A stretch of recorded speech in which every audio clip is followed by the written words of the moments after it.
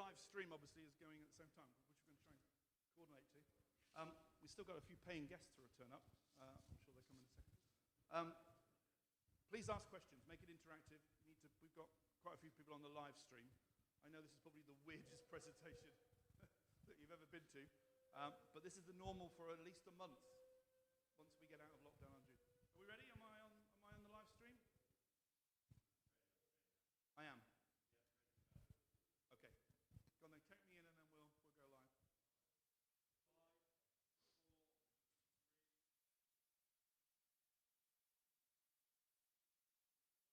Everybody, we're live here from Samsung's King's Cross Experience Centre.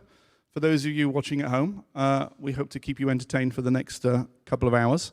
We have a very small audience here, socially distanced, which you can't see. We have put some pictures up on Twitter, and I'm sure some of the people here will tweet some things as well and send some pictures. So my name's Adrian Cottrell. I'm the editor-in-chief of Daily Do, and we're putting on today this London LED Summit at Samsung's King's Cross Experience Centre. Just a couple of things. That's me, of course. I'd like to thank our sponsors, Samsung mainly, who've given us this wonderful space. If you've not been to the King's Cross Experience Centre, it's a lovely space. At the moment, they're allowing up to 50 people in. I have been here in the past where we've had 850 people when they've done mobile phone launches and things. It's a fantastic space in King's Cross in the old coal yards, and you should come and visit it if you're in the UK. All of our sponsors today have gone out on a limb to help us put this event together. We're obviously living in strange times. It's London Digital Signage Week, which is an event that we've put together for the last 7 years. And we have a number of events, probably 3 or 4 events each day spread around London. They're all socially distant, and they all have small audiences of between 20 and 30 people. And we're all coping with it quite nicely at the moment, on day 2 at least. So bear with us for that one. London LED Summit is a series of events. We've got a much bigger global LED Summit in New York in October. And next year we're also going to do a similar event in Singapore. We brought some real LED experts together today. 4 of the speakers are here in person. 3 of the speakers are here in person. And we're bringing in 2 Scandinavian chaps who are former H&M retail experts who we thought we really, really wanted to include. And they will introduce a short video halfway through the morning and then be available for Q&A. We thought they were really important because they'd actually done a lot of the work with H&M globally, so they're real retail experts and understand the retail market. When we did some of these events yesterday and bringing people into the presentation via Zoom, you'll see that we use picture-in-picture on the big Samsung LED wall, and touch wood, it worked quite well yesterday. So just a couple of things before we start. London, we're here in London. Some of you at home will be all over the world. Addison Lee put on or did a very interesting survey a couple of weeks ago, the cab company. That's the bane of black cab drivers around London, of course. This is interesting. What we're all looking forward to as we've now out of lockdown, or nearly out of lockdown, you can read it here. Movies, brunch, not surprisingly for the gentlemen going down the pub. Museums and exhibitions for the family-oriented. And of course, getting out and about with the kids. Equally, I spent a lot of time trying to figure out which one of these I was. I think I'm between a baby boomer and a Gen X. I'm not quite sure. But again, going to the pub, eating out, visiting friends, shopping.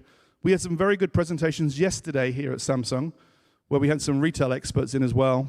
Again, Beaver Trison, the digital signage agency and content company, put on a very good event in the afternoon. And a lot of the conversation was all about experience, which of course is what the Samsung King's Cross Experience is all about. And shopping is an experience these days and not just buying things.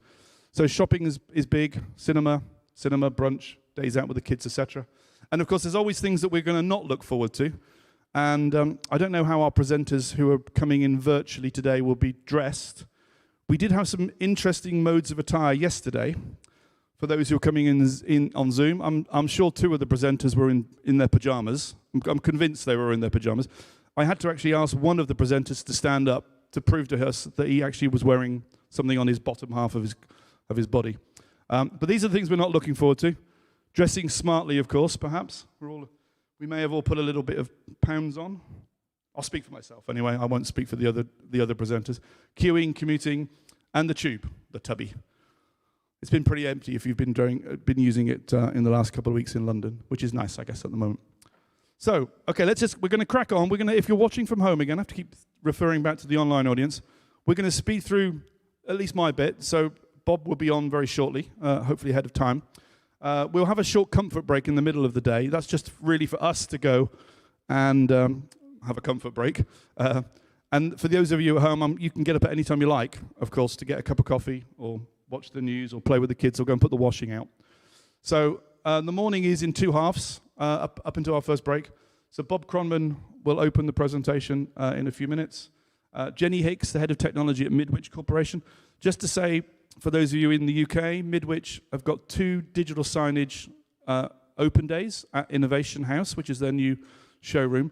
Like many people during lockdown, many suppliers during lockdown, people have used the time where they've not been allowed to have anybody in to spruce up the showrooms and put new things in. I know that there's lots of new things at the Samsung showroom, and the Innovation House is, I think, pretty much completely brand new, so it's worthwhile looking. And that's on Wednesday and Thursday if you want to book a tour, all socially distanced. And if the weather's nice, I think Midwich have got food trucks again, a new norm. We have food trucks in the yard, not food in the buildings. So another thing for us to live with. So Jenny will take us up to the coffee break. There'll be no pressure this, though, Jenny, because we're not desperate to go anywhere here. So you haven't got a bad slot or anything.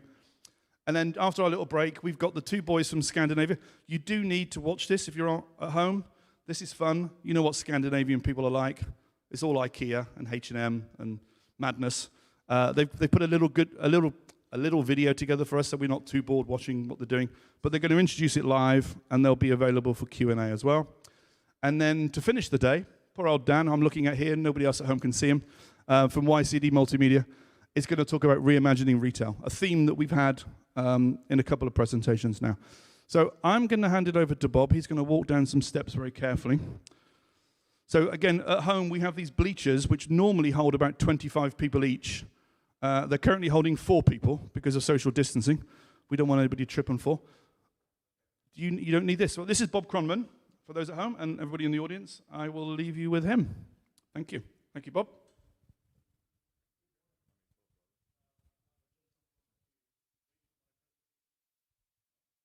Wait for my presentation to come up on the screen. If I could get the AV gentleman to assist me here.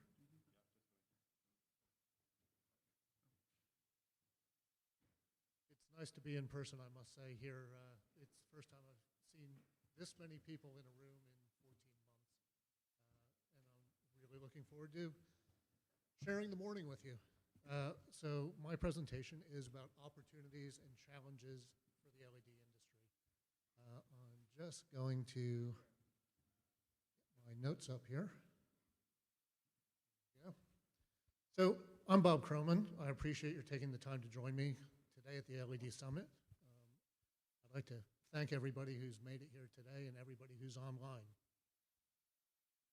I was asked to participate in today's program to speak about challenges and opportunities in the LED marketplace.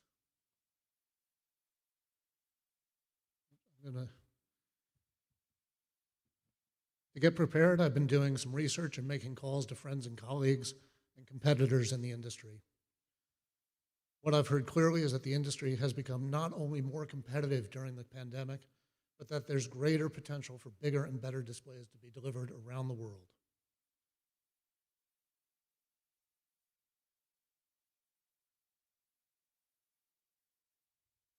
All right, getting used to technology here.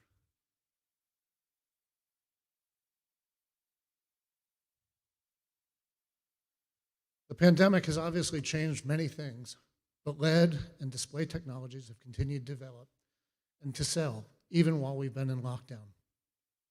So, some interesting little graphics. What are the challenges? Where are the opportunities? And what's the LED marketplace going to look like in the next couple of years? So what are the industry talking about? What are you talking about? Let's have a look at the screen grabs on the right. And these are all in the last couple of weeks. Due to the shortage of raw materials, products, and prices are going up. The current chip shortage is set to last the whole year. The UK GT is the UK's independent most favored nation tariff. This is a scheme of taxes to be paid on goods. Are there going to be bigger tariffs and more problems with import and export? Does the Trump legacy with China, is that going to affect us for a long time? But the concerns and challenges that were most at the forefront of people's minds are the lack of chips. That's only come up in the last few weeks.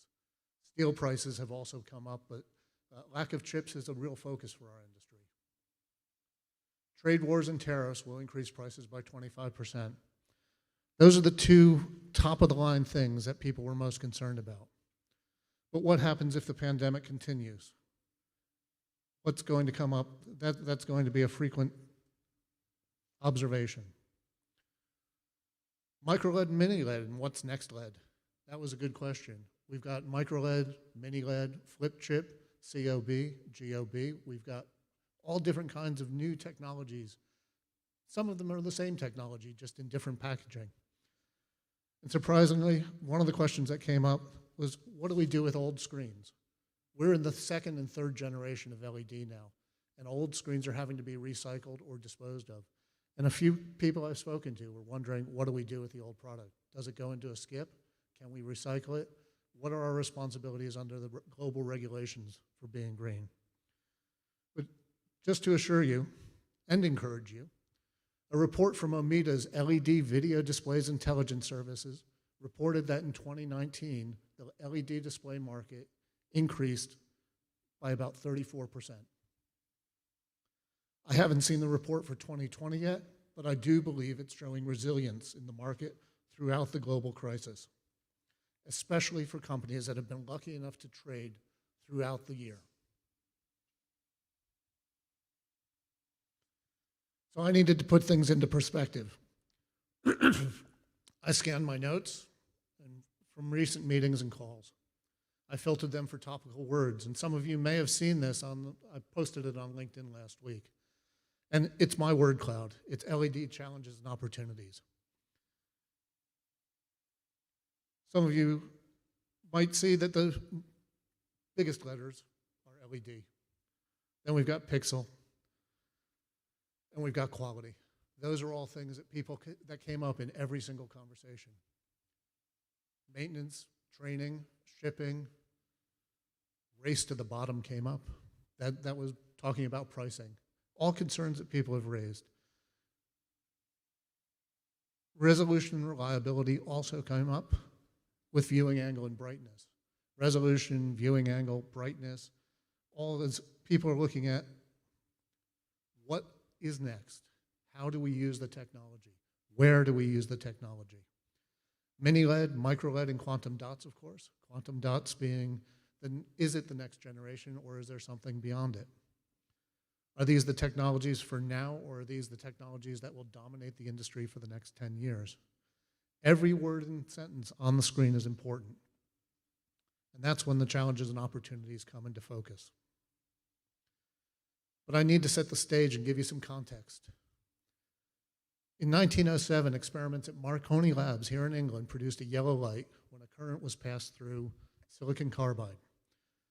Every British company should be shouting out loud, LED began here. It's something that we should all be proud of. And so should the Russians. In 1927, a Russian named Oleg Losev reportedly made the first working LED. And in 1962, General Electric demonstrated the first red LED that we know today. It was 1969, almost 40 years after that, when HP introduced an LED numeric indicator like the ones on the screen. But it would still be another 20 years till the LED industry was born. Initially, big screens used CRT technology. That's from a Jumbotron up on the left-hand corner. The resolutions were exciting for the people at the time, but were unimpressive by today's standards. An early Jumbotron was celebrated for having 450,000 pixels. And those of you with an iPhone 11, you've got nearly 1.5 million pixels. It's a real statement of how technology has moved forward in 40 years. Oops, sorry, I jumped ahead. The 1980s saw the introduction of Jumbotron and Diamond Vision, both products from Sony and Mitsubishi, as well as scoreboards from Daktronics. Mass-produced diodes soon became more widely available, and with each step, bigger, better, brighter screens became available for stadiums and city centers. Over time, better IC chips, better heat dissipation, display controllers, improved refresh rates and processing were developed. And every improvement made has made the products and our industry stronger. But it hasn't developed in isolation, and other technologies are still in play. And that's one of the challenges for LED. Projection and LCD have been developing too and continue to have a significant market share. I'm sure we'll hear more about that today from the other speakers on the agenda. But they have the same challenges and concerns that we do. They have the same opportunities that we do to keep growing in the market. But let's focus on LED. The companies that built the early generations of LED had a wide open field of play. Sony, Mitsubishi, and Daktronics led the way. Customers in sports and advertising with deep pockets could buy big screens for stadiums and key sites like Piccadilly Circus and Times Square. Cost and quality went hand in hand. Competition was fierce. I don't think any of us think that that's changed even today with lower prices and more availability. The challenge to make bigger and better screens has created opportunities for all of us. The business has grown, the technology has improved, and we've all been selling more and more as time has gone on. Lighthouse, Barco, and Toshiba joined the market in the 90s, and in the early 2000s, the Chinese manufacturers started to appear. As you can see, I'm hooked on word clouds, but this is the last one, I do promise. What you're seeing is just a few of the LED suppliers that are in my contacts list on LinkedIn. This is probably about half of the ones who I get emails from on a monthly basis.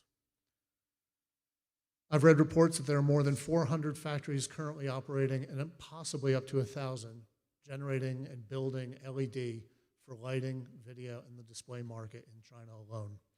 There are also factories in Mexico, India, and other countries around the world. And the obvious conclusion is that from the year 2000 to now, the LED business has grown massively. It's why we're all here. In 20 years, the technology industry dominated by half a dozen companies has flourished into a multi-million-dollar global giant. It's easy to forget that the industry has only been around for 40 years and that a majority of the growth has been in the last decade alone. It's important to know that the fast growth has sometimes brought challenges to the companies that sell and install screens. We're not alone as manufacturers or integrators or resellers or distributors. We've all faced challenges over the last 15 to 20 years, and it's surprising how often those challenges are repeated.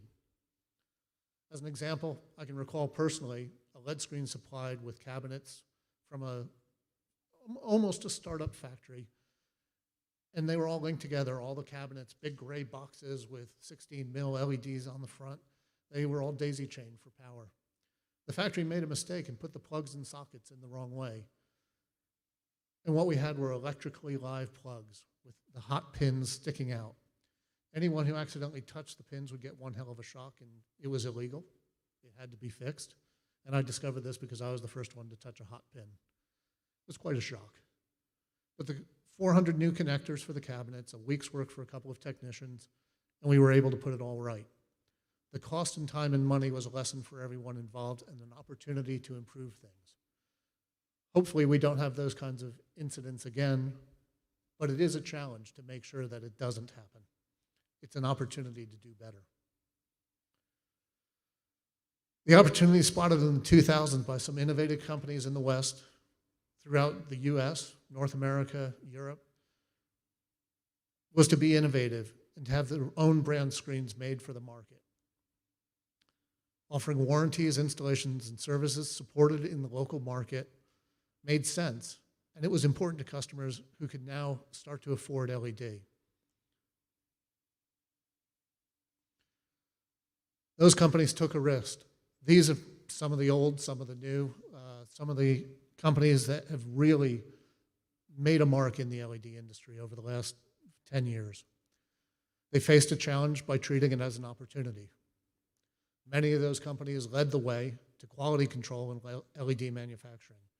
They wanted to compete with the early benchmark manufacturers themselves. Some companies developed their own product designs, working from the PCB all the way through the control system and the cabinet. We went from steel cabinets to aluminum cabinets, from aluminum to carbon fiber cabinets, to different types of plastics, better louver designs. All of these things were driven by the demands of the industry. Customers started to see better products and wanted to keep up. Now they have better screens than the guy down the street. And those costs and the opportunities have really, really grown. Unfortunately, innovation and the speed of change was a challenge too great for some of those original companies I mentioned before. Some are no longer in business, or they're leaving the business now. They weren't able to remain competitive. But some businesses have decided to grab the horns of the bull and run with it. Samsung, where we're hosted today, a good example. They've been in the industry for less than 10 years, but they're becoming a dominant player in the marketplace. LG, another competitor who've come into the market strongly, developing new products and really getting into it. NEC, another company. But we have lost a few of the big names. We have lost some of the originators in the LED industry, but others are coming forward and really helping develop what's being offered to the business. New challengers in the market are driving innovation by making brighter screens, narrower pixel pitch, and better diodes. Again, flip chips, MicroLED, miniLED, all of these technologies are really breaking new ground in residential and office opportunities for the business. It's incredible that we think that 10 years ago, a 4mm screen was the pinnacle of technology and resolution, and we're not there anymore. We're at less than 0.5 millimeter. But let's face it, the industry is no longer in its infancy. From 1990 to 2000, there were a limited number of LED manufacturers and products. 25mm through-hole became 20mm and then 16mm. There were virtual pixels and pixel sharing and then SMDs. Narrower pixel pitches of 6mm and 4mm offered ever greater resolutions that were more practical for indoor use. Remarkably, the biggest challenge for many projects was how to make and deliver content to screens that exceeded the processing and content management capability available. Thankfully for us, video gaming and broadcast came to the fore.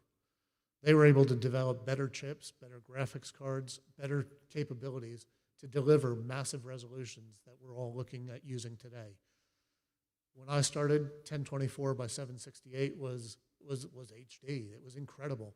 Now we're looking at 4K, 8K, 16K, and 20K displays. And there's the 80 million pixel Halo screen at SoFi Stadium. And just down the road at Tottenham Court Road, we'll soon see 150 million pixel canvas. As the slide says, one business's challenge is another's opportunity. LED doesn't stand alone in the digital industry. We need those other businesses. We need the graphics cards. We need the broadcast industry to help us keep being able to deliver the content to the customers. So I want to go a bit deeper into the conversations I've had to try and answer that. What do we do? How do we do it? Where are we going? I asked a few key people for their views on the LED business. One of the things that came up was a quote from Henry Ford: "The competitor to be feared is the one who never bothers you at all, but goes on making his own business better all the time." I think that's also true of the partners that we have in the business. We don't fear that what the partners can do, what opportunities are presented. We need to work with them. When I asked my colleagues how they were doing and what they saw as the key challenges, I heard this: a good strategy is important. Some companies are struggling to find the right formula in the current market. One sales director explained that the cost of responding to tenders just wasn't worth the time and the money, and they would just sell directly to clients wherever they could. Another wondered why their win ratio on tenders wasn't as good as expected, considering their brand and their experience. A third company strategy is offering the lowest product at the lowest price, lowest quality product at the lowest quality price, cheap screens mean more sales. So that's their opportunity. They're going in at the bottom end of the market and they're selling screens right and left. They're doing it They're making money, but I'm not sure it's sustainable. Finally, a vendor looked at the business as an opportunity to build relationships and deliver everything IT and AV as a single source supplier. They've grown their business. They've been inspired to answer all the questions about digital and IT and be a one single resource. All these things have a common thread. Everyone wants to make money. Everyone wants to be in this crowded market, but finding the challenges and turning them into opportunities is one of the big things we need to continue to do. LED displays are now available for virtually any application, indoor and out. I've listed the key channels here, and I'm sure there are more. Customers are buying screens because they want to make an impact, whether it's the BT Tower, Heathrow Airport, Times Square, or a scoreboard, a small scoreboard in a small stadium for cricket. Customers are buying screens because the impact is important. The channels to market are growing, and they're widening. We continue to see innovation. Mega projects like SoFi Stadium in Los Angeles or OuterNet at Tottenham Court Road that I recently mentioned are demonstrative of the visionary design that's being achieved. This is my personal opinion. We sometimes need to realize the right solution for a customer may not be what they initially asked for. Earlier, we were having a discussion, and I mentioned a sports venue that was being offered an unbelievable product, 2.9 millimeter outdoor, massive screen, massive resolution. But when I asked them what their original plan was, the stadium said, well, you know, we wanted 100 square meters of a 10 mil because we thought that's what the guys down the road had, and it would be good. But this project's fantastic. We're going to have the highest resolution in sports anywhere in the world. And I pointed out to them that it might be the highest resolution, but the size of the screen would only be about 70 square meters. It wasn't what they asked for, but they got so excited by the technology that was coming that they forgot where they were trying to go in the first place, which was to give their fans the customer experience that they expected. 4K is a buzzword that's driving so many projects. 8K, 16K, and 20K are coming too. Customers need to understand the implications for the cost, size, and content provision. As I said before, it's not just LED, it's how we drive that LED. How much does it cost to make content for the screen? How do we deliver that content to the screen? I really believe that we serve our customers best in the LED industry by having the integrity to give them the right solution for their budget and their needs. That's a challenge for all LED and AV companies, and it's an opportunity to show that we have their best interests, our customers, their best interests at heart. There's a technology revolution. We are the generation who have contributed to the fastest changes in the LED industry. Resolutions and display sizes have increased so much that content needs to be mapped across multiple canvases. And again, I'm back to the content management systems. They're being developed just to keep up with us. The challenges and opportunities we face have grown out of the drive for better screens. We now have 55-inch LED kiosks, and then we also have 150 million pixel canvases. We can build screens in any shape and size. We can build them to be sympathetic with the architecture, like this beautiful curved screen here in Samsung. LED is more accessible to users and more adaptable to the requirements than ever before. But we need to be relevant. We need to be relevant to the cost, the quality, the value, the effectiveness. There are probably as many business models and interpretations of these 4 words as there are LEDs in this screen. The challenge is finding the model that works for you and adapting to the situation you're in. I can identify specific suppliers myself for indoor, who are different from the outdoor suppliers or the rental suppliers or the creative displays. I don't think every company can supply a good solution for every customer. I do believe that every customer needs to find the right product for their job. Rental screens and roadside displays need to be built to survive the environment they are used in. Some companies specialize in that. The AV rental and concert touring market drove development of higher resolution and durable, flexible indoor and outdoor displays. During the pandemic, when no work was available for the rental industry, they saw an opportunity to start building virtual and XR studios. They're keeping their equipment working, and they're keeping their people working. And that was an opportunity that they came to out of a challenge. It was a great opportunity. I think the lesson that I've learned over the last 12 months is we need to adapt to remain relevant. So finally, I'd like to make a few observations. The LED industry is growing, and LED is becoming a more viable solution for more projects every year.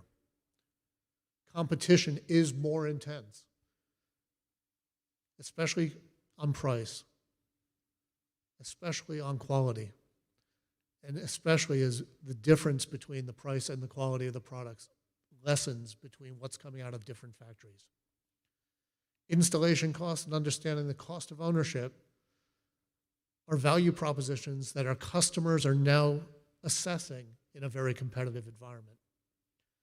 Adapting LED to new applications like VR and XR studios is probably going to be one of the biggest growth areas for the foreseeable future. Hundreds, if not thousands, of companies are now selling LED, sometimes even if it's not their main business. That's a challenge. How do we make sure that the LED business is reflected positively? I hope that I've touched on a few interesting points and been able to highlight some of the challenge and opportunities I see for the LED industry. I appreciate that it's been a tough year, and I congratulate those businesses that have been able to remain in business. I commiserate with those who have struggled. I hope you enjoy the rest of today's LED Summit and the other events and activities this week. I'd like to thank Adrian for inviting me to speak, and I'd like to thank you for attending. Please let me know if you have any questions. Thank you. Thank you, Bob. Can we give Bob a short round of applause? Bob, if you step into the light, we'll do that song and dance routine that we practiced yesterday. That's the one. Thank you for that. It was a wonderful presentation. I think I have to keep a little bit apart. You mentioned XR Studios. Tell us a little bit about the XR Studio opportunity. You say it's the biggest opportunity. Do my president by and take my mask off. Sorry. Tell us a little bit about the XR Studio opportunity as you see it going forward.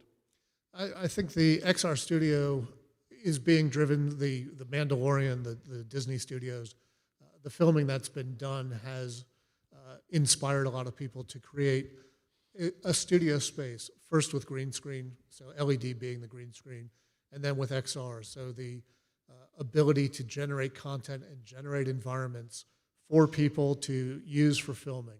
It's being driven by the requirement to socially distance. It's also being driven by the cost effectiveness of not having to go to multiple locations. You can create locations using XR studios and make sure that your actors, your performers, and your environments are more controlled. Eventually, from what my reading and the discussions I've had about XR, it'll happen more and be used more because the cost effectiveness especially is highlighted really in the post-production, savings in post-production costs for film. XR Studios, I believe it's going to be a growth industry for a long time to come. As higher resolution, narrower pixel pitches are used, it makes the studios even easier to set up. And again, the challenge comes back to creating the content for them and making sure that content is mapped. It's also reaching out to the camera makers and the motion control. It's creating opportunities for so many parts of the film and the television industry that I don't see it slowing down anytime soon. Okay, interesting. Dan, did you have a question? And I'll hand you the microphone. I'm not going to hand you the microphone. It's all, again, I'm not allowed to hand it to you. Okay. Thanks a lot for the presentation, Bob. Very impressive. And I suppose my question is around, pixel pitches are changing and the NEK playback in terms of, you talk about 8K, 16, 20K and so on. Do you have conversations with creative agencies around that and how they're creating content and keeping up with the changes? What's driving the LED, I suppose, to keep moving forward in that way? I think the creative agencies they have great vision. I think there are people who are thinking in not necessarily an 8K or 16 or 20K. They're thinking about what they can do with that. We've all seen the YouTube videos of the 3D content running on multi-million pixel screens in Korea and China. We've seen those incredible visual effects. But basically, if you turn off the content, this is just a wall. And that's what one of the challenges that the agencies have is how to make those walls more interesting for people. And yeah, I'm talking to creative agencies, I'm talking to YCD, I'm talking to even the bright signs. The people who are delivering the content to the walls are really challenged to, if it's a network of 1,000 screens that are all 16 by 9, but some are portrait and some are landscape, how do you make content that fits onto those? And how do you deliver that content? And then as that content and those screens get bigger, how do you make sure that the content is still impactful for the people who are looking at it? Again, if it's boring content, if there's so many screens in an area that you're being waterboarded by digital content, how do you stand out? And that's one of the big questions that we really need to understand is how to make things stand out in the display industry. Okay, and as if by movie magic, I reappear from the other side. I had to check our technical desk there, Bob, to see if there's any other questions. The 8K Association seem to be doing a pretty good job in trying to drive standards around 8K and promote it. What's their role with the LED stuff? Are we still a long way away from those two joining up in any way? 8K, 12K. We've heard the broadcasters have the capability to film in 20K. I know there are 12K and 20K cameras out on the market now, but getting that content still becomes a bandwidth issue. How do you deliver that much content to a screen, especially if you're trying to live stream? As Dan knows, trying to, if you've got a media player and you've got a static thing and you load your content up, you might have a 20K screen. If the content is all sitting there on a player that's capable of driving that screen, you're in. But the minute you try to broadcast, that's where the challenges are coming. And I think that's the stopping point right now. It's not the finish point. It's just a bump in the road as we get to being able to broadcast even higher resolutions. I mean, I only got a 4K TV last year, so I'm coming into the 20th century slowly. There was another question from a viewer. What a strange term to use, a viewer. So there was another question which was about some manufacturers are banging on about this made in America thing. Has that got legs? Is there a reason for them doing that? Do they get benefit because we have a chip? We have a product shortage now, I think. But explain a little bit about how you see the made in America thing going with the LED side of things. Made in America is interesting. There are half a dozen companies I know who will say their product is made in America. There are advantages to that in the American market. Being made in America is certainly a big selling point. It's been part of the, as born in America myself, it's part of the American pride. If it's made in America, whether it's a Ford truck or a Chrysler or baseball and apple pie, made in America is a big selling point in the USA. I don't necessarily believe that made in America sells anywhere else in the world. If it said made in the UK, we'd probably do pretty well in the UK market. There are factories all around the world. A majority of the componentry, power supplies, PCBs, are made in China currently because that's where it's most cost effective to produce them. Buying those components in and assembling that in the UK or in the USA, you can say assembled in America. You might be able to say made in America because you're buying your components. Just like Ford, just like all these other manufacturers of other products, they don't get all their components from Joe down the road. They buy from wherever they can get the best prices. And that's been driving the business for the last 10 years. Made in America is great for the American market. I think made in a local market or assembled in a local market is going to become a strong sales point over the next 5 years. Brilliant. Okay, there was another question. If you've got questions, shout out. I know it's difficult to see with the masks, whether there's any indication of you wanting to say something. Again, completely different world we're living in at the moment. The question was about, I've forgotten the question now. The question was Memory chips? memory chip? No, it was live events. So live events have obviously suffered for the last year and a half. We've seen some live events businesses fold and some be bought by other companies. Have we seen the true extent of the damage that the pandemic's had on the live events industry with regard rental LED and even just the live events generally? I don't think we've perceived the damage to individuals. Well, damage is a strong word. I don't think we've seen the effect to individuals in the industry as clearly as we probably will over the next few months. A lot of people haven't had any work for a year. Good technicians, good operators, transport companies that have gone under. The event and AV business, the rental business, is massive. In the UK, the entertainment business is worth 110 billion pounds a year. In the last year, many companies, many small companies have gone under. Some legacy companies have disappeared, unfortunately. And some companies, as I said earlier, have branched out. They've gone into the XR and the VR studios. They've been able to do online, and they've used the technology that they had in stock to do the on-air presentations, the live presentations, the broadcast that we're doing right now. I see 3 or 4 AV team here. I'm glad they're all working, and I'm glad Samsung had been able to keep you guys busy. But it is a challenge. The AV industry, the rental industry are coming back. I don't think we're going to see concert touring in the size or the capacity until 2022. And I hate to say it, it's going to be the end of 2022 before concert touring gets back to the scale that it was. I'm very happy to see that museums are opening and galleries are opening and theaters are opening and all those rental projects that keep the lights on, keep the sound going, keep the AV going in theater are going to slowly come back over the rest of this year. And I am concerned. The variants that are coming down the pipeline are a big concern. We were tested here to come into the building today, and I think, I'll throw this in. Get tested and get your vaccine, please. But that's the only way we're going to keep the rental industry and the market moving. Bob, you're absolutely right. Okay, thank you very much indeed. We'll give Bob another round of applause. Thank you. A quick change of speakers. So we've got Jenny Hicks is going to come up now. Shouldn't take very long. Jenny is you're the Chief Technology Officer at Midwich?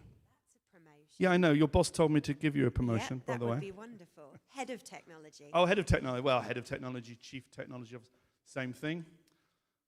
So Midwich, obviously a big global business now with your purchase of Star in last year in the United States of America. Yeah, and NMK this year in Dubai. I forgot to mention that as well. And I know that your big markets are the UK, Germany, and North America now. So Jenny, we'll fire away. Thank you. I think yes, what a lovely picture. Okay, thanks, Jenny. Right, good morning, everyone. It's really great to be here. It's actually really great to be physically here as well. So I've done a lot of public speaking over the last 18 months, and this is the first time that I've had to do it standing up. So if I get tired, I may need to sit back down. My name is Jenny Hicks. I'm the Head of Technology, or hopefully soon to be CTO, of the Midwich Group. And we are a distributor of AV, UC, and broadcast solutions, and we're made up of 18 companies now, spanning across the globe. So I spend a lot of time in my role looking at user trends, and then I look at their translation into technology trends and the development in technology specific to those industries that we service. So today I want to share with you the user trends that I've identified, specific to digital signage, or specific to digital signage using premises, how they're serviced by signage systems today, and the other associated products. And then I'll try and look at how well Direct View LED is keeping up with some of those trends. So it won't always be a complementary to LED presentation as we move through. I'm going to talk for about 20 minutes, and then I'm happy to accept nice and or easy questions at the end of the presentation.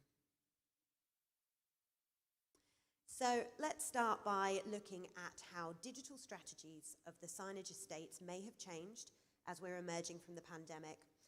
Firstly, through finding ways to communicate in the absence of the face-to-face options, most of us have become experts in virtual connections.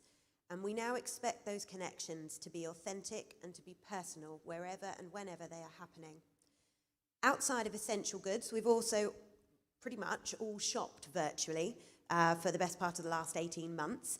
And we've become pretty tolerant in the most part of targeted advertising through our online shopping experiences.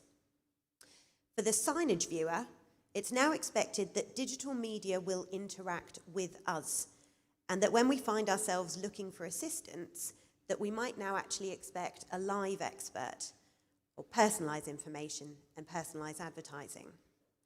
The post-pandemic visitor to a public space or a retail store, and now to the workplace, has likely become an expert in using their mobile device.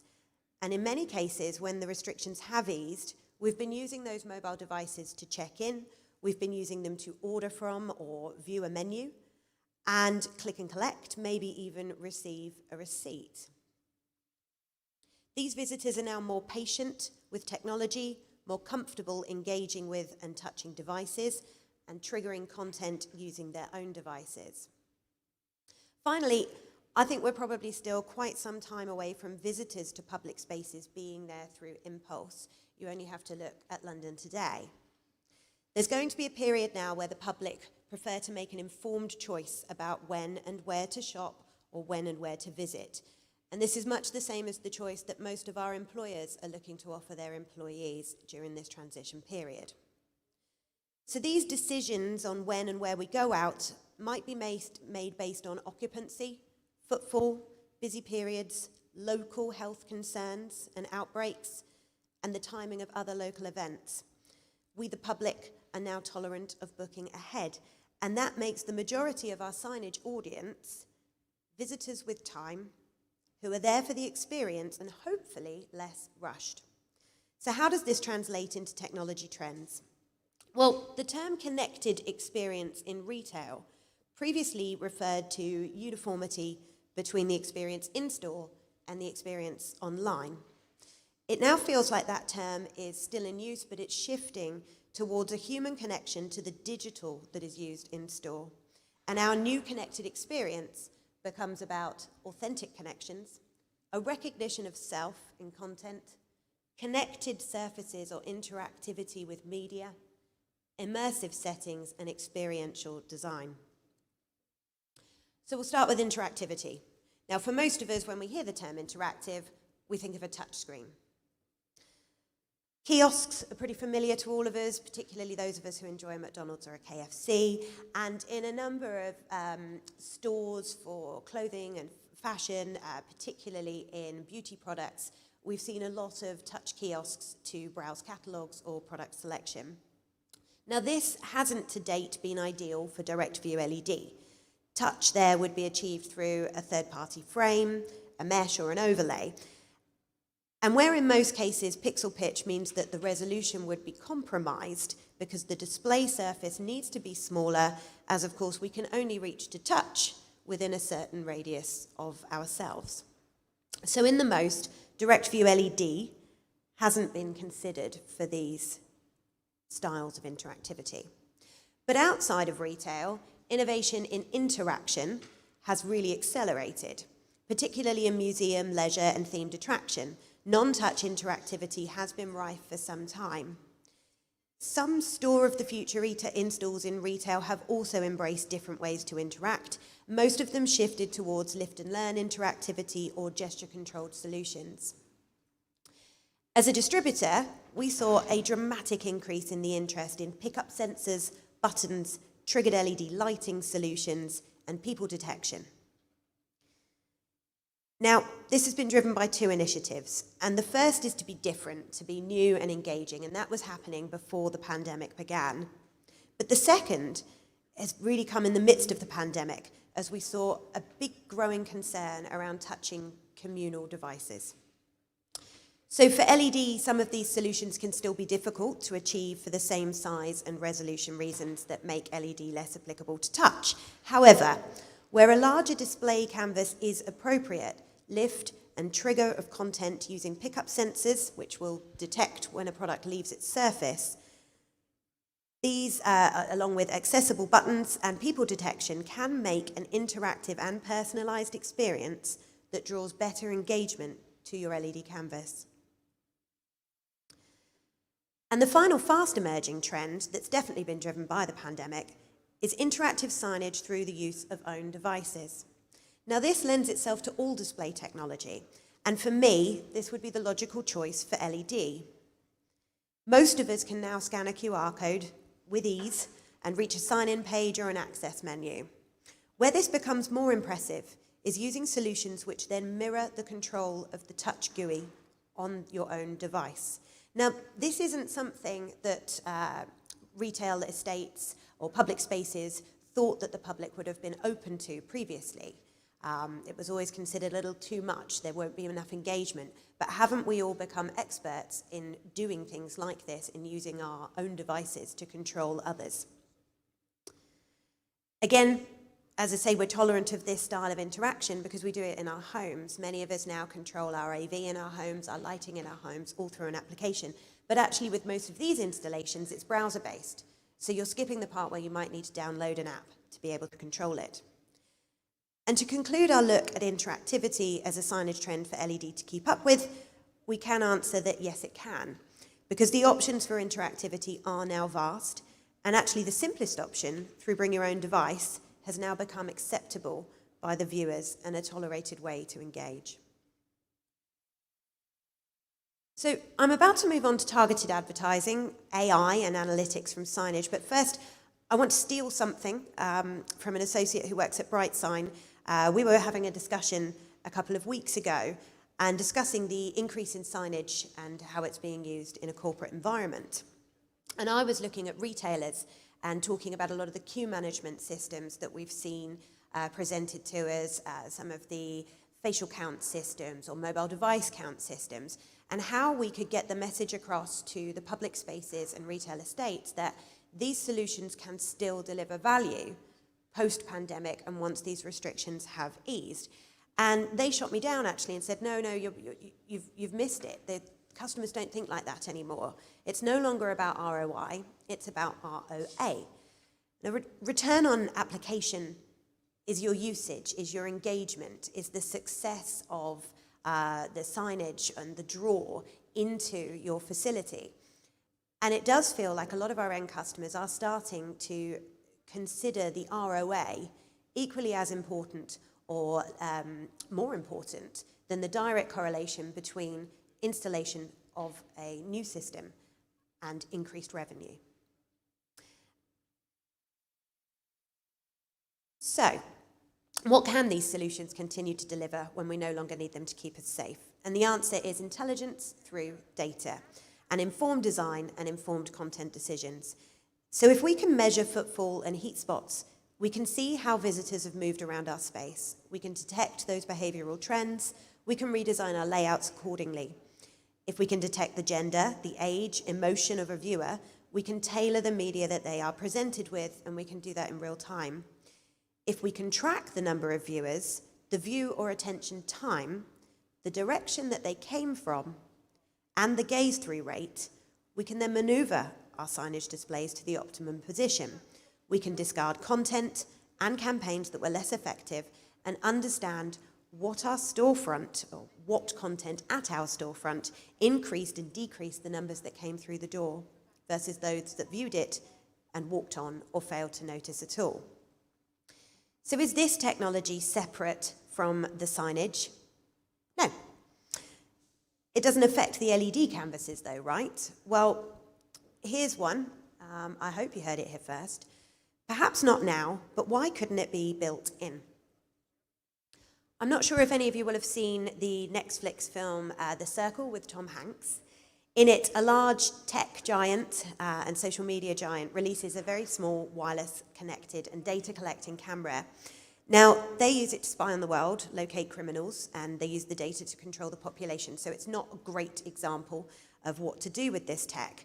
However, this tiny recording device, as a technology, it already exists.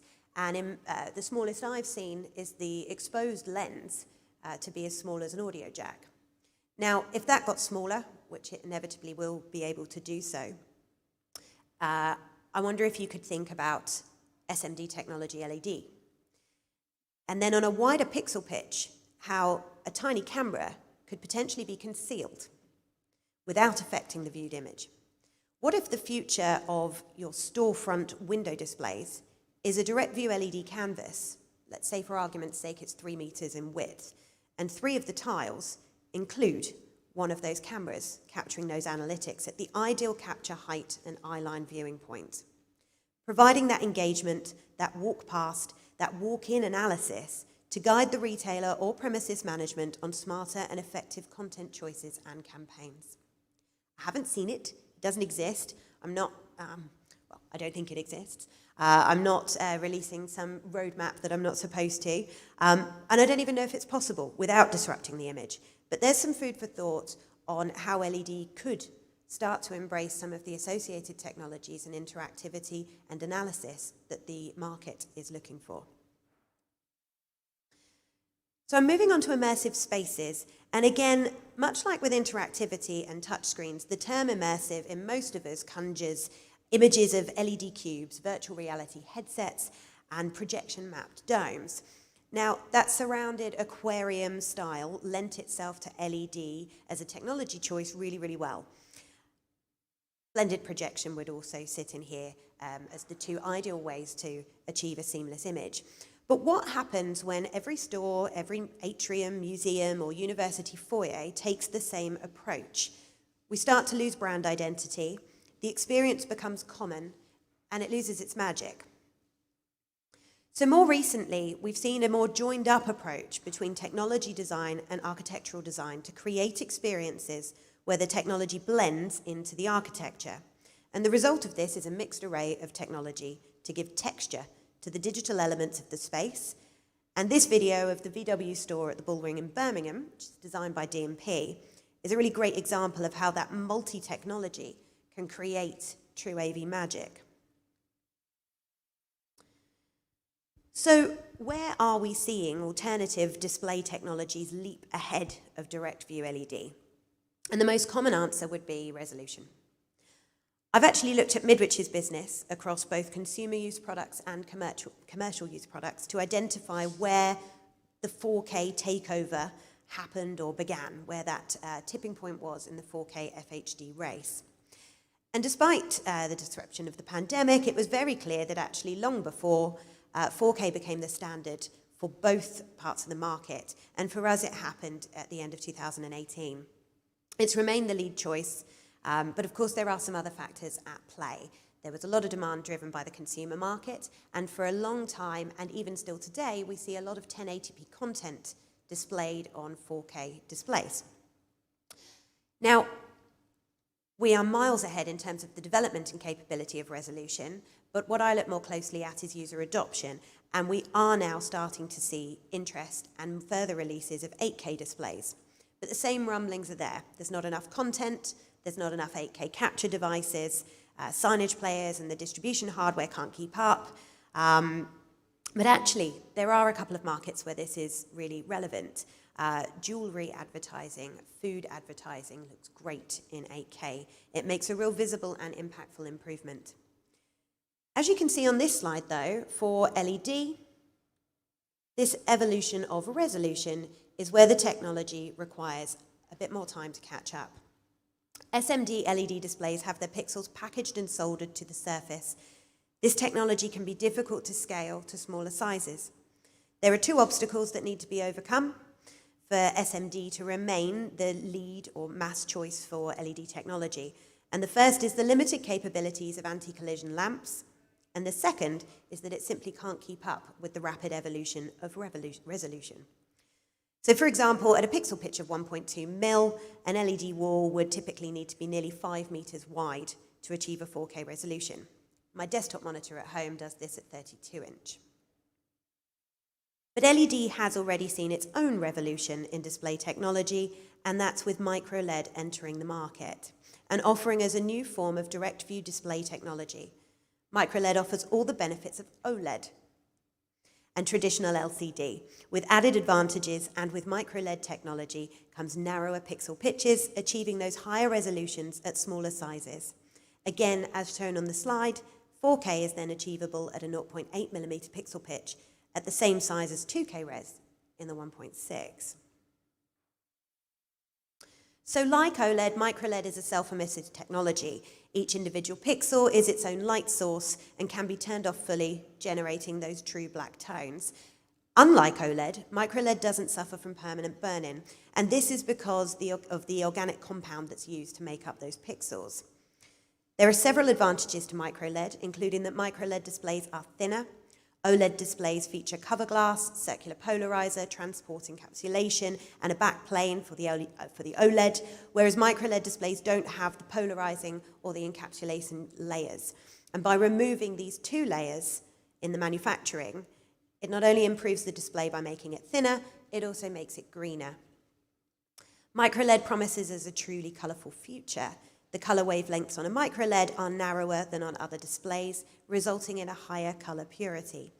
And if we compare microLED to traditional LCD, there's still advantages as well. Traditional LCD displays are backlit. It means they're unable to compete with contrast or the response times. MicroLED also offers us the stability of LCD with the longer lifespans and the higher brightness from those non-organic LEDs. We have not reached the stage yet where direct view LED is fully comparable in size, resolution, and use case suitability when compared to traditional LCD and video wall. But microLED brings us much closer, and I think maybe this could be the start or the answer to keeping up with some of those connected signage experiences and that chase to the higher resolution. So I'll return back to my user trends and tick them off from the bottom up on the right-hand side. Experiential design and immersive settings. Yes, LED is an ideal choice here, especially as it plays catch-up with our resolution expectations. But we will see our experience centers embrace a wider collection of display technologies to differentiate themselves and their brand and their journey from the others. Accessories and mounting solutions could play a big part here. The LED is the only technology that could create a physical texture within its own canvas. And that's because of its modular makeup. So much like on a projection map, you would need a separate structure on which to project onto. With clever mounting, you can actually do that within the LED tiles itself. Connected surfaces and interactive media has become more applicable to LED canvases, and that's due to the advances in the breadth of the ways that we have to interact with our content. And this is thanks mostly to the pandemic and our typical users and how they are now well trained in the alternatives to touch and in using their own devices. Our public is going to be looking for themselves, a recognition of self in content, and this should form part of the signage estate's digital strategy. Whether through portrait screens simply for fashion because they present a more life-size representation, or using 8K or higher resolution displays for food or jewelry content, but also using detection technology to trigger relevant and personalized content to the viewer. And finally, it might be time for signage to develop its unified comms partnerships and integrations. Click-to-call functions or simply live chat assistance in store. That's going to be welcomed while some of us remain nervous of physical human interaction. We've become accustomed to authentic connections in our own homes. So I'm pretty sure, as many of us are intolerant of automated phone systems, we will see very similar attitudes now towards digital assistants, automated assistants, and virtual mannequins in store. These interactions must feel live, they must be in real time, and they must feel personal. And we don't normally do this, but I thought it'd be interesting to share some of Midwich's sales out data. I'm afraid there's nothing in there that's of particular value, but I was interested to run this exercise and see how the growth trends were appearing. So we've covered my perception of the technology trends in signage. We've looked at where direct view LED lends itself to them and where there's still ground to cover. And I'll finish with this slide using Midwich's category data to look at extra large displays and video wall sales, and that's the yellow, compared with LED over the past 5 years. So this isn't ideal data. There are huge differences in the average selling prices of the two product types. The categories are at very different stages of user adoption, and we can't compare the unit quantities very easily because of different cabinet sizes, configurations of LED across the different brands and the different series. But this exercise did still show that across the leading brands that we carry in both spaces, we can now see clear signs of the transition to LED from video wall in firm progress. But as you can also see here, from the difference in the size of the categories, video wall remains an important display technology to the industry still, and I think it's clear that it will remain here for some time more. Thank you so much for your time, and if you do have the nice and easy questions that we talked about earlier, I'm happy to take them now. Thank you, Jenny. Wonderful. Quick round of applause. Oh. Now, Jenny and I have planned a little dance routine, but we can't perform it because of social distancing rules. I wore the wrong shoes. Yeah. So that was wonderful, Jenny. Thank you very much. I mentioned earlier about Innovations House. We're one of the only showrooms to have lots of different types of LED in there. So there's people. What do people see when they see different types of LED? Can they see the differences? And we had a question from a viewer as well. How do you recommend which LED to use? Oh. So I know it wasn't an easy question. Okay, so Innovation House, we thought about this a lot in the design. So when Piesco had their showroom in Reading, LED was very much at its infancy, and there was still an educational aspect of understanding pixel pitches and viewing distances. So there we had a lot of Abson product, and we mostly showed people the comparison between the different pixel pitches, and we had various viewing points around the showroom so they could understand the choice. We've moved on a lot from there. So Innovation House, it's quite different actually. We have a hero screen on the stage is a Samsung The Wall Biz, which is really impressive if you do get a chance to come and see it. And then we've angled or positioned the LED displays so that you can compare within the ranges that we supply, which span across 5 vendors now, I believe, different pixel pitches from the same series, but also MicroLED technology versus miniLED versus SMD. So there is a specific viewpoint in the Experience Center where you're able to have a look and compare them. And I think it comes down to choice and it comes down to content. In terms of how do we know which LED to put forward, it's always led by the customer and the requirement. So price, of course, plays a big part in it. Content plays a big part in it. Usability, so we carry the most image processing brands. We've got 4 or 5 options there as well, so that helps guide us in terms of what the customer's looking to do. It's never as, I don't think with LED that we ever find ourselves in a position where we honestly have 2 or 3 options where all would do the same job for that user, because every user has a different requirement. And of course, we wouldn't bring on a brand that offered something too similar to another. It would just make our jobs harder. We had another question about shortages. Have you noticed shortages? Oh, you grimaced. I hate that question. So, well, is it difficult to get a hold of product in? Not yet. Okay. Not yet. So we call it Chipageddon. I stole that from the BBC. There was an article. So we are calling it Chipageddon. So it's an interesting time. We have seen 2 manufacturers who have already increased prices. To give you an idea, one of them, a SMD chip that they used previously cost them 28 cents. This particular manufacturer needed 5 per product. The new price to improve on the lead time that they had from their original fab company was $5. So you can understand the impact, especially when you then start to think about larger products. So what are we seeing? We don't have any issues today. We're working very closely with the manufacturers, and we certainly don't want to cause panic in the industry, but I would be lying if I didn't say that we are forward ordering, securing stock, and doing whatever we can as a distributor to protect ourselves in all territories. Brilliant. Okay, I think Dan has a question. We'll do the same thing. I stand here and you do them for Thanks a lot, Jenny. I appreciate that. A general question, really, I think about Midwich that I'd like to ask is: are you seeing a trend or a shift in terms of your customers, so integrators, resellers, and the like, asking more about package solutions rather than just product and just technology? They come to you with that kind of challenge and passing some of that challenge to you in what you would recommend for that? Yeah, so we are. I think with LED specifically, it's in the corporate market. So solutions that are framed, and a lot of the manufacturers have led this for us as well because they're bringing out, shall we call them LED kits, that are easier.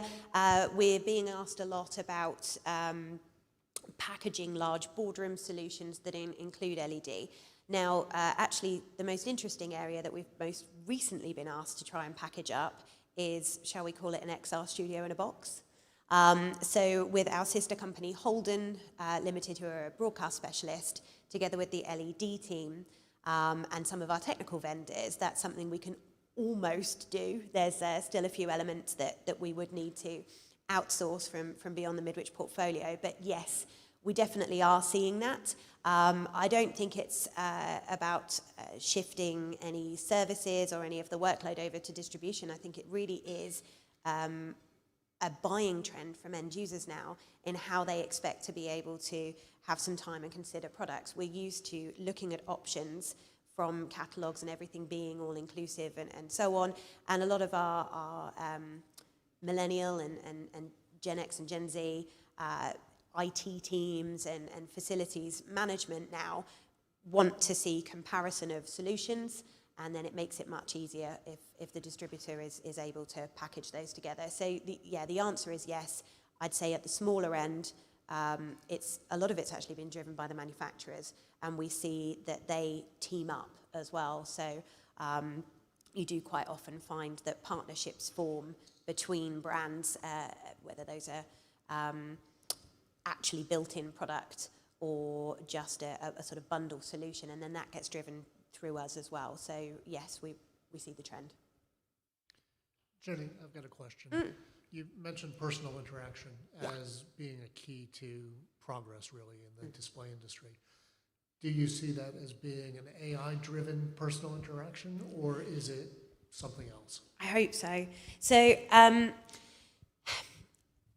it feels like a long time ago when we were talking about beacon technology. It feels like, if moving over into the corporate sector, it feels like less long a time ago that we were talking about behavioral analytics, voice assistants or virtual assistants on our phones, and everything tying together in one app that in essence would follow you. And I spoke actually on the topic of UC and exactly that at ISE 2018. And there was quite a lot of backlash from the audience at that presentation around, well, I don't want to be followed. How do we make sure it's opt-in? Well, if it's opt-in, do you get enough people to provide you with the valuable data and so on? And it was the same even further back when we were talking about whether or not the British would adopt beacon technology, and quite frankly, they haven't. We are a pretty stuffy nation. We don't like to be tracked. We have this big brother fear and so on, and that's what I feel is changing. So yes, I do think that personal interaction is more important to people now. I think our expectations of virtual interactions have changed dramatically because we've been forced into them. And so we recognize now when they're not authentic. And we're looking for ourselves, we're looking for some similarity, especially in this transition period as we move away from that online world back into something like the new physical world that we'll find. AI-driven is the only way to give us the speed, simplicity, and relevance that we've experienced at home, in store, in a public space, in the workplace as well. So yeah, for me, those personal interactions are AI-driven. I hope they're going to be AI-driven, and I think that they can be now because we're accepting. We don't view this technology as something that's spying on us. I think we're maybe more tolerant because we think it's making us safer. Brilliant. Okay, thank you, Jenny. Before I ask the audience to give you a round of applause again, just to jump onto the AI thing. we've been working with Intel and Pixel Inspiration, who are a well-known digital signage agency, with an Israeli company called Hi Auto. It's the strangest sounding name you could possibly imagine, and very difficult to Google. If you tried to Google Hi, as in HI space auto, you get the weirdest sort of things back. We actually have a webinar on Friday about drive-through click and collect, curbside collection if you're an American. And they're using AI to do a bunch of wonderful things with McDonald's kiosks, driving kiosks, etc., where the whole ordering process of saying, I want a burger, and the AI will suggest, do you want chips with that, and do you want Cajun fries, or do you want a milkshake, and this goes well with this and whatever else. And it's quite wonderful technology. So that's available on our website if you want to do it. It's free. It's a webinar on Friday morning at 11 o'clock. I wanted to throw that in. We've got a very quick 10-minute break for all of us to stretch our legs here. Drinks over there. Our online audience, please stay with us. We've got quite a few people online, and they stayed online since the beginning. We've got some fun coming up in 10 minutes' time with our guys from Scandinavia with a short video and a Q&A session. And then Dan will finish the morning. So please stay with us and come back in 10 minutes. Jenny, thank you very much indeed.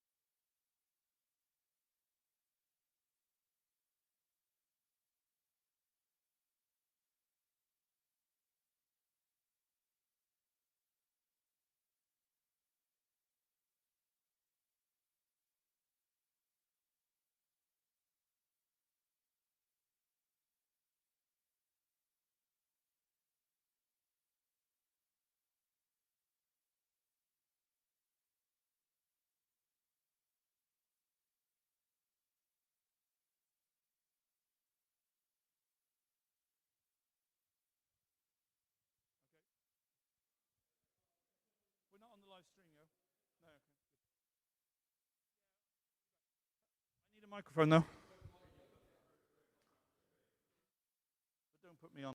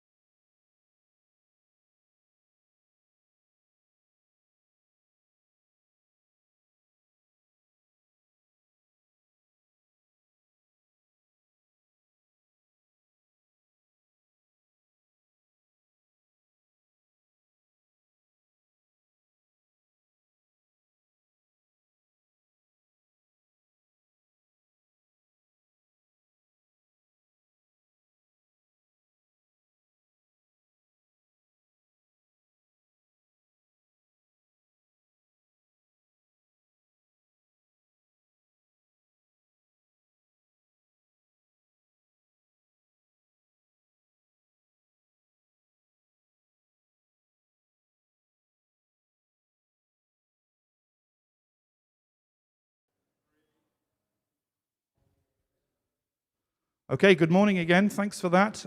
Thank you for all those online viewers who gave us a little bit of a break. We've all stuffed our faces with the lovely food provided here at Samsung. We've got 2 presentations to go. This one's going to be fun. Oh, they're here already. So, on the screen behind me, on stage right, the man in the white, tell us your name. My name is Johan Schepperman. You see, I couldn't pronounce that very well. That's the reason why. And then stage left. I'm used to that. Come on, this is Johan. What a handsome fellow Johan is. And your name, Peter? Yeah, my name is Peter, like you said. Hello, everyone. Good. This is going to be a bit weird because I'm trying to talk to you, but you're behind me. Yeah. So it's a bit strange. So I don't really quite know where to stand. I'm new to this business. Why don't you tell us where you are now? We've got a nice audience, about 20 people here at Samsung, and a much bigger audience online. Whereabouts are you in the world? Sunshine, maybe? Yeah, the sun is shining, actually. We're in Stockholm, Sweden, and we are in our office, our European office. And basically from here, we take care of the entire EMEA region, in tight collaboration with our key partners, of course. And you both joined, you both work for S&A Displays, one of our sponsors for the week. So thank you for sponsoring the events, guys. We know your team very well in New York, Mitch and Gerard and all the other people, and you've got some big projects, New York, LA, New Jersey, and some secret ones that you can't tell us about, which are more European, exactly. I know. Yeah, okay. We can't talk about the European ones today, I'm afraid. How long have you been with S&A now? Is it a year now? We started September 1st last year, so it's we're coming up to 1 year, approaching it quickly. Okay, so you joined at the height of the COVID.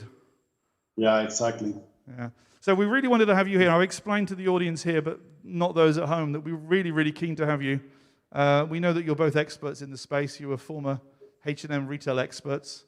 And you've done a short video for us, because the link here is amazingly good. We can hear you clearly and see you clearly.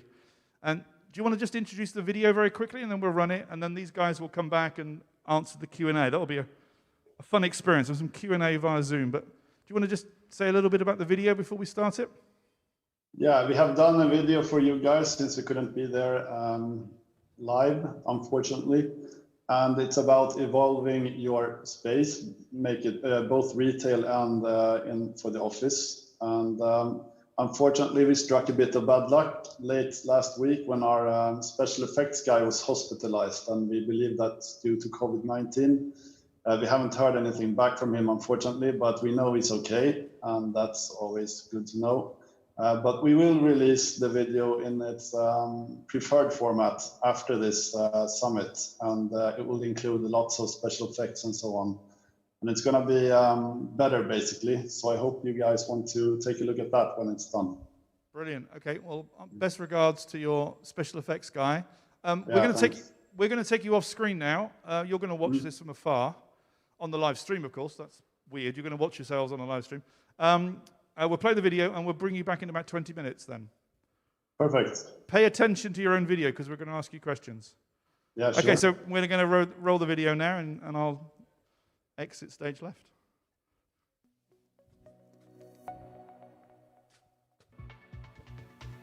Hello everyone, I'm Peter Gustafsson. And I'm Johan Schepperman. And we're so sorry we couldn't be there in London together with all of you today. The circumstances are as they are currently, so travel is simply not possible, unfortunately. Instead, we're standing at our Stockholm head office, and from here we cover the entire EMEA region in tight collaboration with our key partners. Yeah, and to introduce ourselves a little bit, so you know who we are. We both come from H&M, where we worked a few years, and were responsible for some of the major projects when it comes to digital signage. And I was the system responsible for the global team, and traveled a lot to different countries where I met Peter in many of those. Yes, and I spent most of my years in global expansion, meaning going into new markets or new countries. And when entering a new market or new country for the first time, it's always important to enter with a bang. We want to impress our new customers. Some of them are there in an H&M store for the very first time. So you want to open with a flagship store. And within a flagship store, there's always digital signage. And that's how I came in touch with Johan and his team. And to tell you a little bit about SNA Display, who we represent. They've been active since 2009 in North America, Latin America, and now in the EMEA region, which we cover. And we're about 2,000 people producing 100,000 square meters a year. We have 500 certified engineers who works in our R&D division to make us stay ahead of the game. We have many international and national patents when it comes to LED, and this makes us one of the best LED manufacturers in the world. Yes, and since we're both used to the real world, what do you say about going into the city to take a closer look at things? Yeah, leaving the office is always good.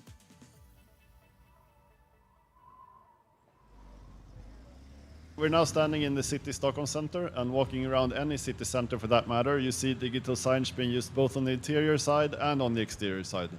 SNA, of course, we have products for both of these, and we also do custom engineering, meaning that we can do any shape or form that the customer wants, and we can do this with probably the best warranties in the business. Would you agree? I definitely agree about the warranties. So let's circle back a bit to today's topic, which is elevate your space. I think it's worth mentioning a few points about the construction, since that could be a major part of a digital signage project. Or an exterior project. Exterior projects especially, yes, because you don't control that space. So there's permits that you need to have and other things that you need considered which are not as great on an indoor project, for example. So it's really good to team up with a great partner that knows how to do things. Yeah, it's really important to have a great partnerships if you're going into new markets. You know, you want that great footprint from the very beginning. That's absolutely true. So, but interesting that you mentioned all this. But how hard is it to put a TV on a wall, really? You're right, Peter. I think I got that question a million times. It's not that hard, actually, when you know how to do it. But putting that TV on the wall, the biggest TV I put on a wall was 45,000 kilos. That's approximately 30 German cars that should hang on the facade. So I would say there is quite some engineering work to be done to make that a safe and good installation. That is one big screen or one big TV, but let's call them screens from now on. So, but it's important to take pride in all products, right? I mean, we do both big and small. Exactly. I mean, the customer satisfaction is always top of mind. But to do a mega spectacular screen like a big one like that is, of course, hard. And you won't do that as your first installation. I think you need to take pride in all ones. So you need to have done a lot of smaller ones to be able to do a big one. So taking great pride in all projects that we do. Yeah, I guess you're right. But let's say, or circle back to one important question now. What's so beneficial using digital signage? I mean, if I were a retailer and I wanted to enhance the experience for my customers in my store, what would I need to consider, do you think? Yeah, the easy answer is the short answer, I would say, is the purpose, and then it's placement, and it's the content. Okay, so interesting. Tell me more. Well, there are many things to consider depending on the purpose of the screen. But the first of all, I would say it's attract and convert the passersby, and then to inform and engage with your customers, and then interacting and bridging the gap between the physical and the online environment. And not the least, it's to spread the brand awareness. All right. So those seems to be quite important to consider, all of those. But how would great content on a screen turn passers-by into customers for me? Well, recent studies says that it's about 5 times higher chance that a passersby is paying attention to your content when it's a moving content instead of a static vinyl that you tend to use normally. And the dwell time has increased significantly as well. So can you please say what is dwell time? Dwell time is the time the customer or the passersby is standing outside your store looking at your content and getting engaged with it. So if they stay longer, it's a bigger chance that they will come into your store and take a look. Okay, so it sounds like my return on investment will be paid back quite quickly. So once I have engaged the passers-by, they're now interested in my store, they have come on the inside. How can I use digital signage to help drive sales even further? I mean, when you have them inside, now the fun begins because you have converted them to get in, and now they are practically a customer of yours. So now you have to show them your current offerings by having screens on directly on the inside, showing them what's on for today and what's going to make them do a purchase in your store. And you can also use the screens for navigate the customers going around in your store and finding even more things to buy. Okay, I'm starting to imagine all kinds of things that I can use digital signage for now, and starting to think of many different solutions. But what about being interactive? What can you say about that? Well, we have the lift and learn, and we have the intelligent fitting room, and we have the automation of sale and campaigns. That's really exciting. What can you tell me about lift and learn? How does that work? You have sensors in the hangers, for example, that will give you the information about that garment or that product. You can have it in the shelves, so when you lift it, the sensor is triggering content for that article. And you can inform the customers more about that exact item. So what about the intelligent fitting room? How would that work?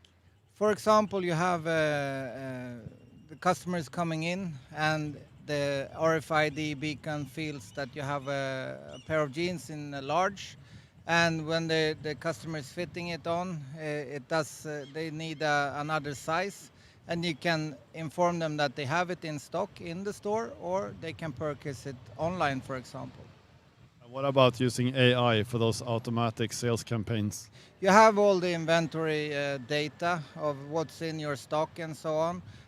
So if you have, for example, too many white t-shirts, you can discount the price for a limited time until you reach a stock level which is more in line with what you have thought of.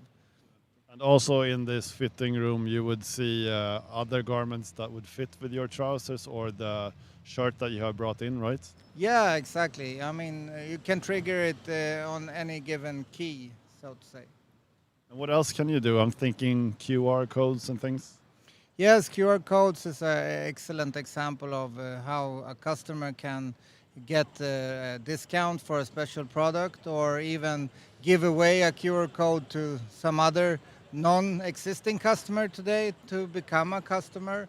And you can engage directly with really tailored things directly to a customer, because you have a lot of data of your customers if they are a member of your loyalty program or so.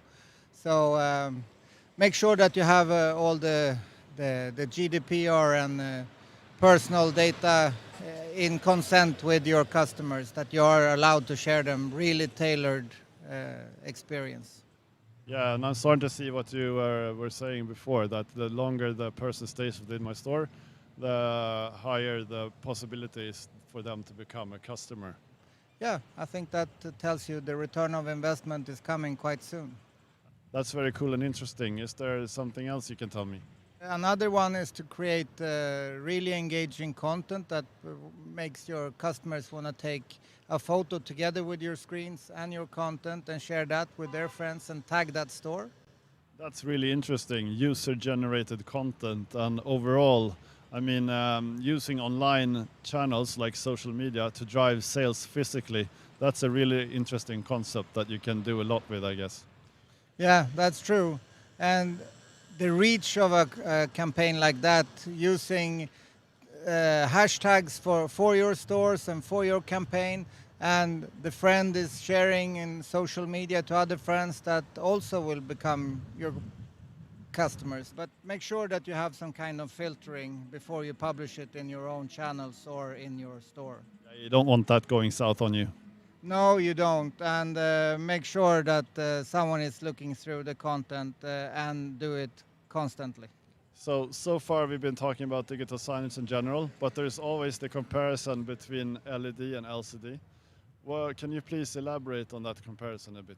Well, Peter, there's always a good place to use an LCD, but you have the bezels, you have the lifetime, you have the brightness, you have the ease of maintenance, and of course, the LCD is a self-contained product. When it breaks, it breaks. And you have the any size and shape and form we can do with the LED. You can't do that with an LCD. So lifetime is important if you look at it in terms of sustainability. Many want to be more sustainable, so LED would be better over LCD, I guess. I mean, the expectancy of an LED screen is 100,000 hours until you reach 50% of the original brightness. That's quite some time. And looking at brightness, I have a store with lots of strong store lights and, you know, the sunshine coming in. How is that better with LED? Think about it as, for example, at your home. When the sun shines in on your TV, it's sometimes really hard to see what's on. And the same will happen in a store if you use too little brightness on the screens for your digital signage. You can't compete with the store brightness and the sun shining in from outside. And looking at product warranty, I mean, the warranty is longer with LED than LCD, correct? Our product warranty is best in class, I would say. And if you have 6 years of warranty on our products, that's a long time. What would that be for LCD? Is that a lot shorter? I would say a standard warranty on an LCD is 1 to 3 years, maybe. And what about ease of maintenance? You mentioned that as well. What do you mean exactly there? I mean, an LCD, when it breaks, and then the full screen is breaking. And an LED, you just exchange small parts of the LED board, and you can do that hot swappable. You can do it while it's still in operational. And you would have the spare parts within the store premises as well, so it makes for easy and quick repair fixes, correct? Exactly, Peter. I mean, spare parts for an LED is a few plastic boxes where you have the cabling and the small LED parts. And lastly, you mentioned any shape or form. I mean, with LCD, you're stuck with 16:9 or 9:16. But with LED, you say you can do any shape or form. Is that true? 16:9 and 9:16 is a great format, but maybe it's not the way you want your screen. So yes, I would say we can do any size, any shape, any form.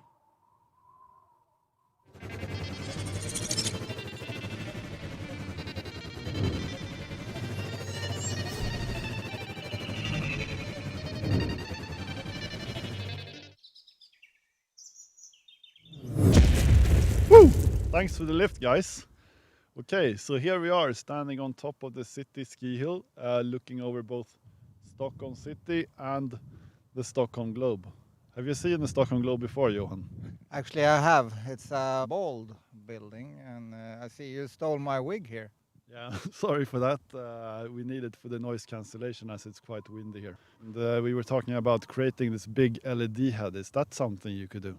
That's actually something we have done already for an artist called Matthew Moore. He wanted a big LED head, and where you step in on the back side of the head, and there's a series of cameras taking your picture and projecting it on the outside on the LED boards. So you step in, have your picture taken, step out, and then take a picture of your face on this big sculpture LED head. That's correct. So there's 3,500 different LED boards shaped to a face, and your image will appear on those, yes. Can we take a ride with your friends? Guys, can we have a ride?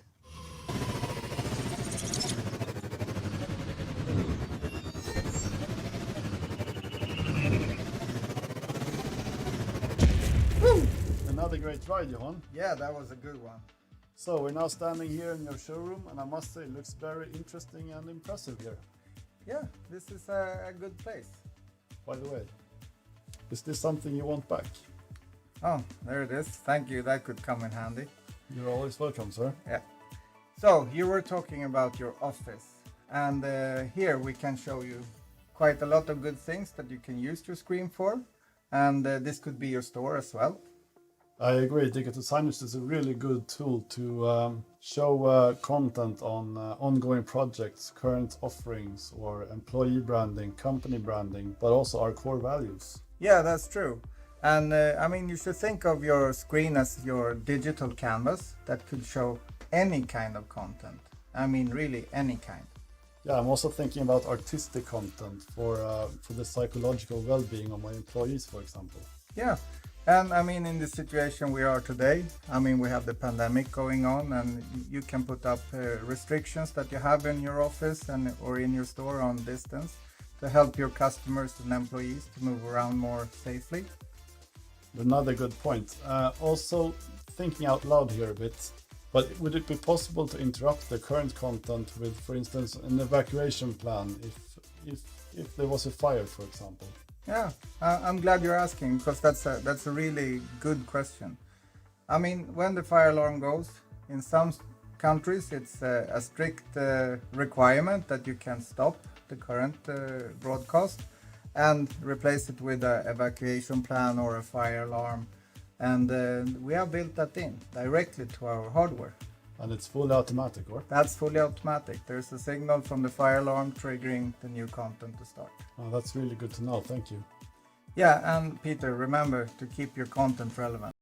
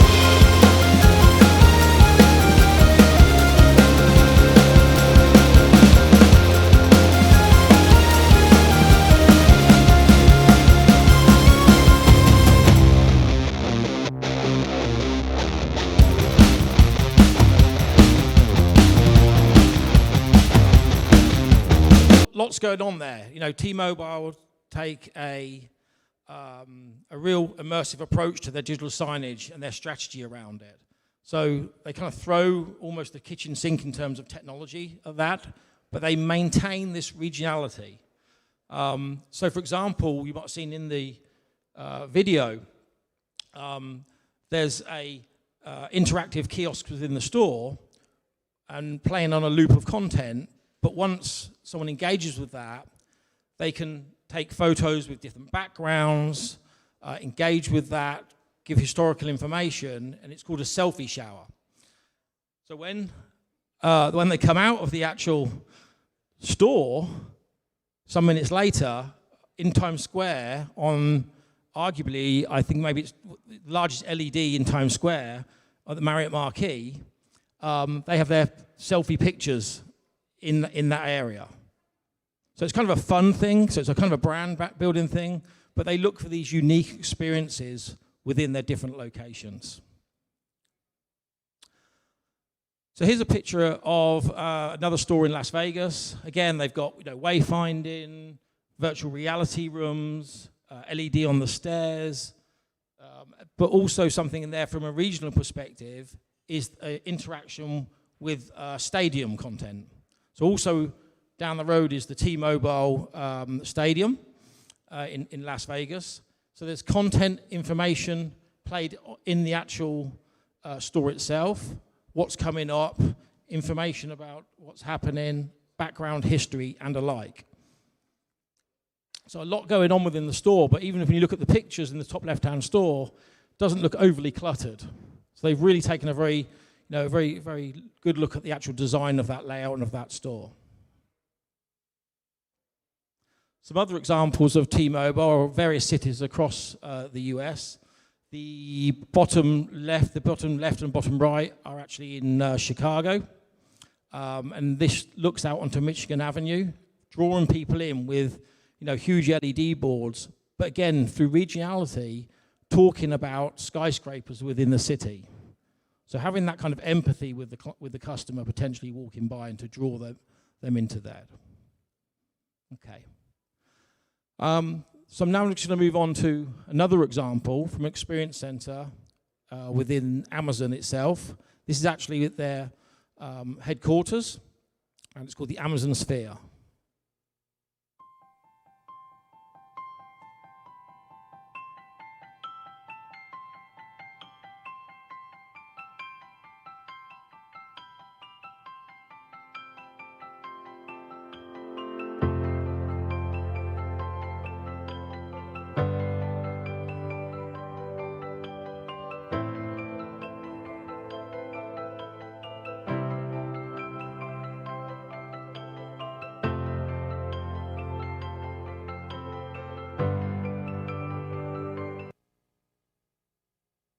So I wanted to show this small and short video and talk a little bit about Amazon and what they're doing within their HQ, because it just shows other immersive solutions and other things that we can talk to our clients about from a digital signage perspective.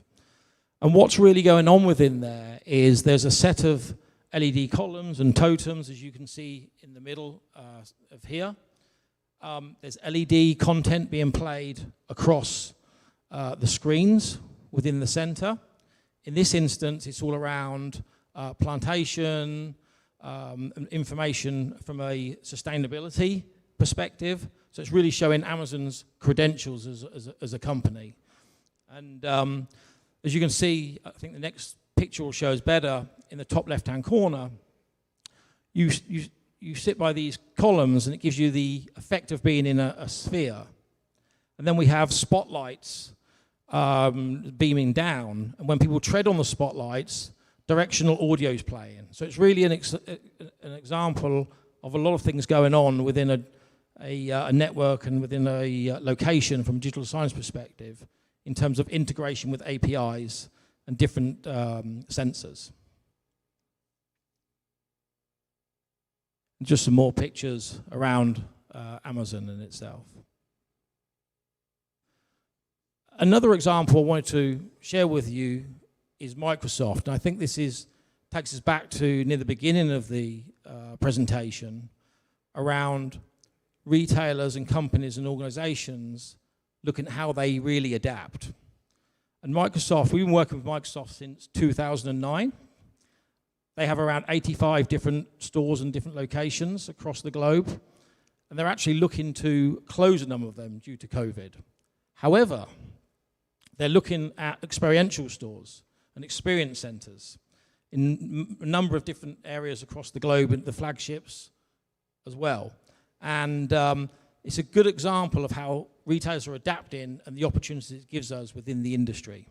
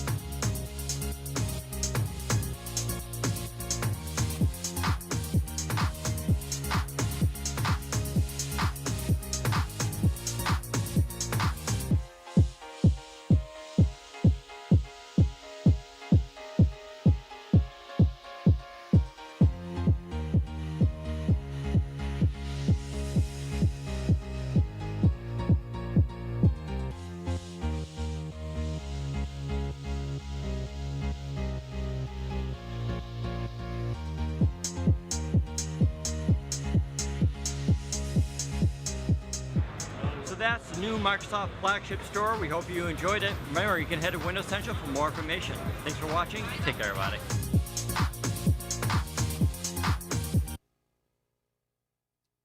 So again, you know, lots going on within that retail store. Lots of API, lots of zones, lots of dynamic content, e-gaming sections.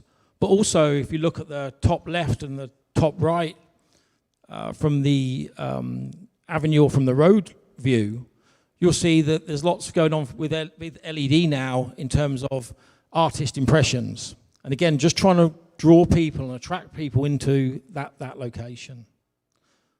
The store I'd like to talk a little bit more about is actually here in London. It's located on the corner of Oxford Street and Regent Street. And if you get the chance, please do go there. I believe it's open. And this really is 22,000 square feet, over 3 floors. It is LED from floor to ceiling. You can read here, there's 16 ultra high resolution LEDs. There's over 54 million pixels. So it really is the kind of the latest and greatest in terms of a retail store using LED. The entire store can be set up as one complete synchronized content canvas, or it can have zones and dynamic zones, auditorium, learning centers. There's also customer service. So there's integration with APIs around wait times, queue management, that type of thing. Also a big heavy influence on the e-gaming market. So there's a lot of promotion around Xbox, e-gaming. They hold events there which are streamed out live across the world. And it's all being run through digital signage and digital signage CMSs. In terms of the content, as you can read, HTML5, alpha animation, very, very high playback NEK content. But as I say, if you get the chance, please go and see the store. And they are looking at, as I said earlier, about looking at their experience stores and bringing new experiences within there. This will be one that will probably be changing at some point later this year or next year as well. So it'd be good to see the before and after too. Again, just some areas of more of the content around this store. It's a very immersive actual store itself. That kind of brings me towards a close on my presentation, I think a takeaway that I've learned from talking to retailers over the last year or 18 months, and something to pass on, I'm sure you're having similar thoughts and conversations, that retail is certainly not dying.